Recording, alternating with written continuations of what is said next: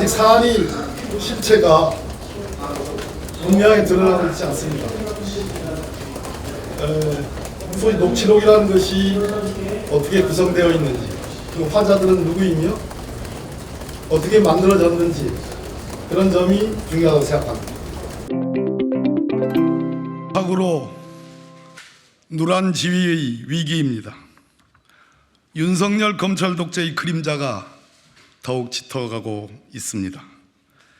똑같은 사고방식을 갖고 똑같은 길을 걸어온 일부 정치검찰이 짧고 편협한 생각으로 대한민국의 기강을 어지럽히고 있습니다. 국난의 초입에서 이를 저지하고 바로잡아야 하는 민주당조차 위태롭고 제 역할을 하지 못하고 있습니다. 검찰이 무자비하고 폭력적인 올가미가 민주당의 당대표를 올가매고 있습니다. 그런 가운데 지난 2021년 당대표 선거 당시 소위 돈 봉투가 오고 갔다는 충격적인 보도가 이어지고 있습니다. 늦었지만 지금이라도 윤석열 검찰 독재의 폭주와 폭정을 멈춰 세워야 합니다. 위태로운 야당을 다시 추스르고 일으켜 세워 무너진 민주주의와 민생 정치를 복원해야 합니다. 아무래도 돈봉투 사건이 저에게는 커다란 충격이었고,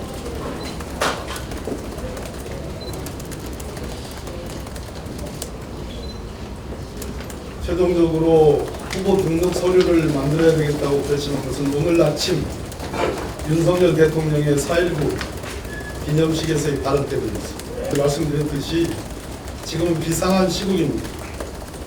정치개혁을 엄중히 국민들께, 우리 노무현 대통령께서 돈 안 드는 선거 그런 문화 만드셨지 않습니까? 그럼에도 불구하고 나쁜 보도가 이어지고 있습니다. 국민들께 민주당이 돈 안 드는 내부의 선거도 하고 있다는 것을 명확하게 제시해야 된다고 생각합니다. 그러나 그것만은 부족합니다. 민주주의로 대통령이 오늘 표현했습니다. 검찰 독재를 민주주의로 포장하는 것을 보고 저는 기가 막혔습니다. 민주당 내부의 문제가 윤석열 검찰 독재를 정당화하는 것이고 민주주의를 침해하는 것이 아니라는 정당성을 부여하는 것이라면 우리는 더 독하게 내부 개혁을 해야 됩니다. 송영길 대표가, 전 대표가 들어오지 않게 되면 오늘 윤석열 대통령의 말처럼 검찰 독재가 민주주의를 후퇴하고 훼손시킴에도 불구하고 민주주의로 가짜로 포장하는데 명분을 주고 있습니다. 그렇기 때문에 평생을 민주주의를 위해 싸웠던 송영길 전 대표는 이유 불문하고 지금 들어와야 됩니다. 아직 사안이 실체가 분명히 드러나고 있지 않습니다. 소위 녹취록이라는 것이 어떻게 구성되어 있는지, 그 화자들은 누구이며 어떻게 만들어졌는지 그런 점이 중요하다고 생각합니다. 따라서 그 부분에 대한 매일같이 사실 피의사실 공표가 되고 있는 거 아니겠습니까?